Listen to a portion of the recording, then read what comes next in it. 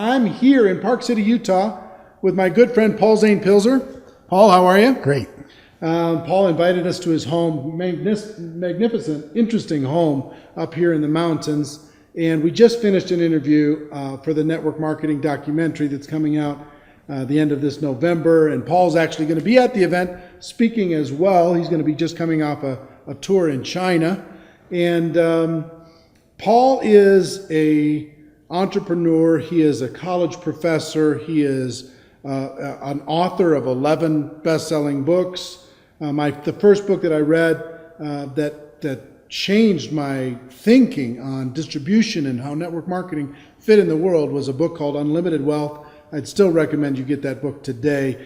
He's working on a book now called The Sharing Economy. The Sharing Revolution. The Sharing Revolution, which is going to be coming out next year, hopefully, and doing a lot of research on that. And he's also an entrepreneur, a very successful entrepreneur. He sold a company last year for, what, $435 million. It was in the middle of an IPO. One of our customers bought the whole company. $435 million. So Paul's doing okay financially. He's spoken and been an advocate for the network marketing profession for a long time.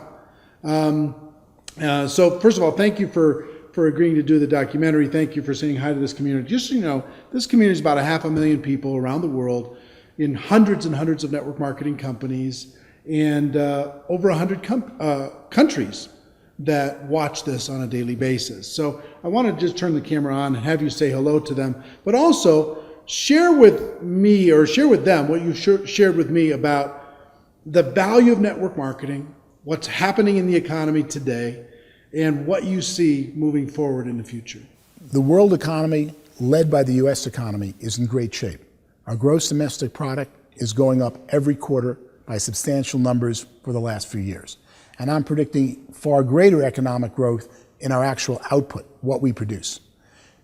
Amazingly, at the same time, unemployment is skyrocketing. What we're seeing is the real growth is the growth per employed person in gross domestic product. An example I use in my work would be, let's go visit Pilzer's Island, where 10 people fish with a fishing line.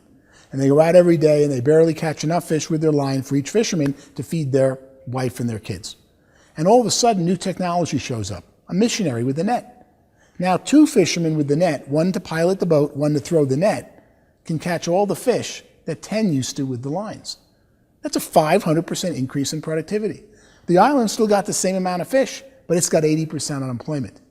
And of course, the challenge is, how do we quickly get that 80%, the 8 fishermen who no longer are needed to fish, to do something else? And the problem is each job they should do doesn't exist yet. One becomes a teacher. They never knew you could hire a teacher. They thought you have to teach your own kids. One becomes a doctor. He takes care of sick. I thought you only take care of your own kids when they're sick. One becomes a roofer. They don't just fix the roof. He becomes a specialist at learning how to keep their huts from leaking. All of a sudden, the economy grows a major amount, 500%. With roofing, with teaching, with medicine on top of the fish. But notice none of those jobs existed until the unemployment occurred, the 80% unemployment from the net. And that's where we are in the world today. Let me ask you a question on the unemployment. You say unemployment skyrocketing, but the reports, if you look on the news, they say unemployment's going down. Well, that's because we changed the definition a few years ago of unemployment. In the United States, if you haven't found a job for 6 months, we don't count you as looking. We say you're no longer on the unemployment rolls. So we really have in the order of 30% by my numbers of the US population unemployed or underemployed, doing some token, 30%. Doing some token job. And that's just looking at the people who are out there producing value and going to work. And you see it all the time. You know, look at the government's number of 7% unemployment because they're only counting the ones who are less than 6 months unemployed, right? And if you look close at that, you go, it doesn't fit my reality. Take a list of I like to take the list of the 24 little homes in the block I grew up on. Where are they now? And who's unemployed at 50 years old? Or do the unemployed list of your relatives, of your cousins. Take some body of population, not based on where they work, and look who's unemployed. And you'll see 30% of the people in your life would love a job, would be working, but aren't finding something. Or would love a better job. Absolutely. Maybe they're working part-time somewhere. Not what they would call fully employed or utilized. Yeah.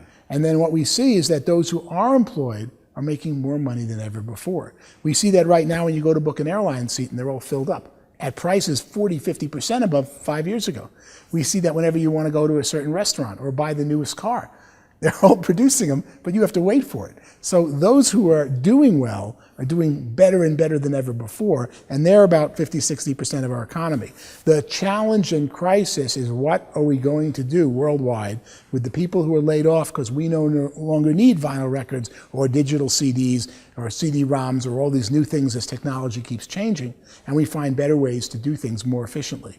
Or Uber is so much better way of getting somewhere in a town than using a taxi, but someone's got to go retrain the taxi driver how to own his own car, take it clean, and become an Uber entrepreneur. Or Airbnb is a certainly much, much better way to go stay in a city than some horrible hotel room where you got to wait in line and check in, and you don't know who you're asking, and everyone's trying to sell you something at every time, and a cup of coffee is $8, than staying with some friend of yours. In fact, one of my employees just recently, I asked who uses Airbnb. Girl raised her hand. I said, how do you use it? She said, I rent out the couch in my studio apartment. And I looked at this young girl and I said, you feel safe renting out a one-room apartment studio, and you feel safe renting the couch? Yes, I only rent it to graduates of Oberlin College.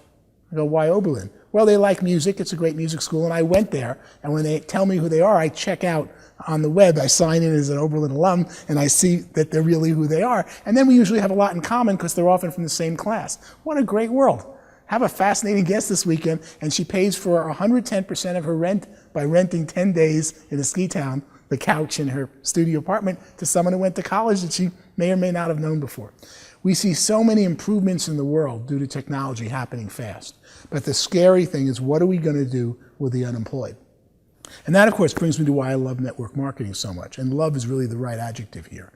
Because only network marketing goes out there and says your employment past doesn't determine your economic future. Only network marketing says, you convince me you really want this, I'll take the chance and hire you.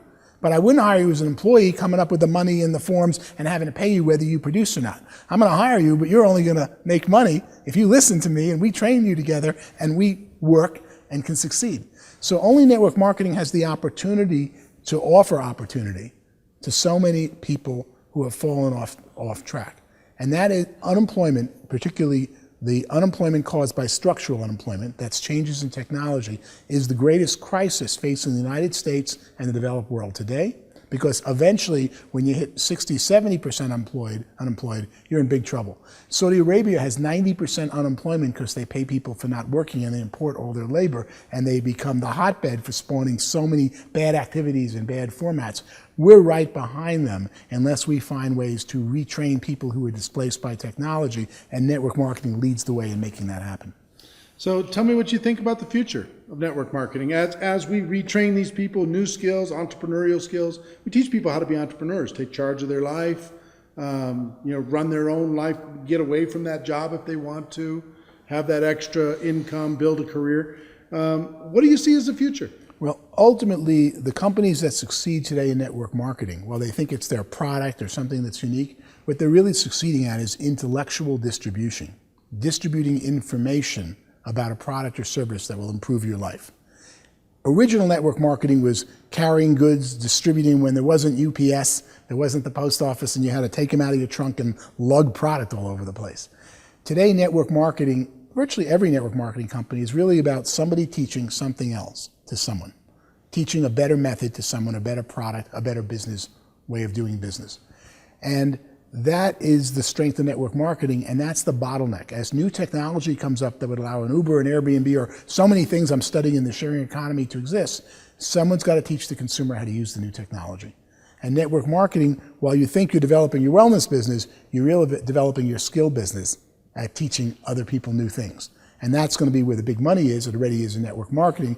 That's going to be increasingly where there's more money in society, because companies want to train you or teach you to go train people about their product. Nobody does that as well as the network marketing industry. Yeah, I agree with you. And one thing I would tell you that I learned from your book, Unlimited Wealth, way back in my early days of network marketing, is you talked about something in the book called the technology gap.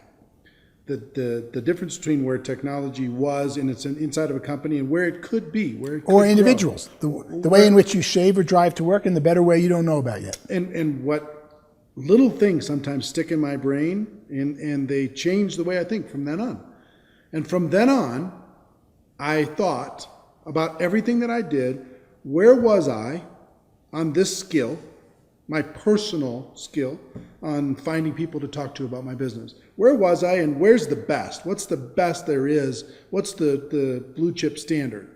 And what steps do I need to take in order to get from where I am to where I got? And every time I got to that next step, there was always something else. There was always a little growth. There was always somebody figured out a new way to be able to do it a little bit better, a little bit better. It's like climbing the mountains behind you. As you climb each mountain peak, you see another higher peak, but you couldn't have seen it because the mountain was in your way. And then you get to the higher peak and there's another mountain in your way, and you find there's always another higher mountain or better way of doing something. But until you mastered the one you're challenged by, you didn't know there was another higher way. Instead of looking for the magic downline or the magic product or the magic compensation plan, I was looking for the magic me, because of the technology gap idea in my head that you planted from your book that said, you had me go, okay, here's where I am on the 7 skills of network marketing. Here's where I am in my own attitude.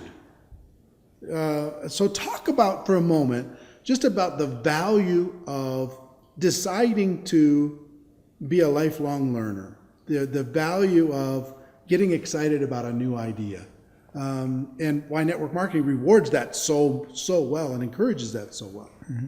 You really, it's a question of faith. You go out to learn a better method. You master some area of a computer. You master some way of doing something. You learn a new network marketing technique to build your downline or communicate with people. And then you have faith to go, even though I just did all this and all the work, there's a better way out there. I'm going to have to ride and use what I just learned, but in 3 months or 6 months, I'm going to start again, because there's always newer and better methods. And the people who succeed are the ones who adopt those the fastest. My quote back then in Unlimited Wealth was to the effect of, prosperity belongs to people who learn things the fastest. In the old days, you were told, learn this job, learn this function, do this and this better. I can hear my parents than everybody else. Wrong, because if you stay focused on one thing doing it better, there's a new method that's so much better that the person who uses the technology grows the fastest. You know what I found is interesting in network marketing? That the companies can focus on innovation. But I don't need to focus too much on innovation. I actually need to focus, which is something much harder, I think, when it comes to a large group of people, is simplicity. That's the difference between being average and being exceptional, is how simple can I make it? How basic can I make it so it's doable for a brand new person and they can pass it on to the next and they can pass it on to the next? So it's not really about necessarily massive innovation, being radically creative. I need to be creative and clever and strategic in my mind of how can I get it simpler? How can I say it clearer? And that's the true genius. The best nuclear physicist can explain physics much better than the normal high school teacher teaching physics, even though he's explaining it to a 10-year-old. And if you practice teaching, as you and I both have young children, practice teaching things to children in the 8 to 16-year-old range, that's when you learn you really know it. I keep going back to the drawing board when my children ask me questions about economics or politics, and I go, oh, no, I really can't explain it yet. And I go back for hours to go get a 5-minute explanation for them of something I thought I know. Only when you can teach it to a 12-year-old do you really understand the subject.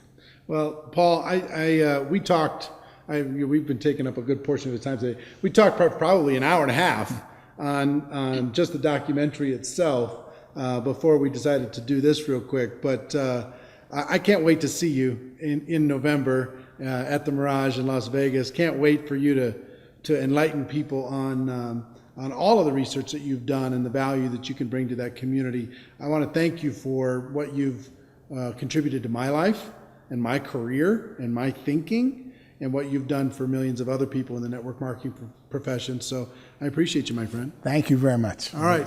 And ladies and gentlemen, our wish for you is that you decide to become a network marketing professional, that you decide to go pro, because it is a stone cold fact that we have a better way.